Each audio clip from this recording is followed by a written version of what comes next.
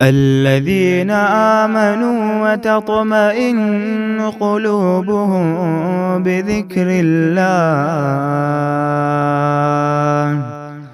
ألا بذكر الله تطمئن القلوب۔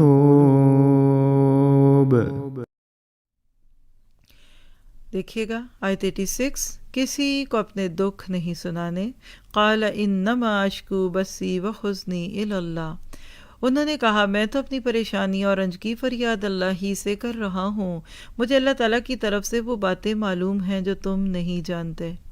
اپنا محاسبہ کیجئے، کیا میں بھی اپنے دکھ، اپنے سکھ، اپنے غم اللہ کو سناتی ہوں یا اوروں کو؟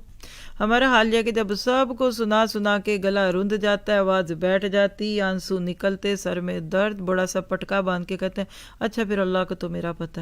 مت سنائیے، مت شرمندہ کیجیے خود کو۔ دیکھیے میں اس کو ایسے کہتی ہوں کہ جیسے آپ اللہ کی شکایت لگاتے ہیں، تو آپ کو یہ دعا کیا سکھا رہی ہے کہ مومن اپنے غم اور علم، پریشانی میں صرف اللہ تعالیٰ کو سناتا ہے۔ اللہ تعالیٰ کے سامنے رونا اور اپنی تکلیف بیان کرنا بھی عبادت ہے۔ جی، اس کو رونا کہتے ہیں، اللہ کی خوف سے، اللہ سے امید رکھتے ہوئے، اور ایسے کرنے والوں پر اللہ اپنی رحمتوں کے دروازے کھول دیتا ہے۔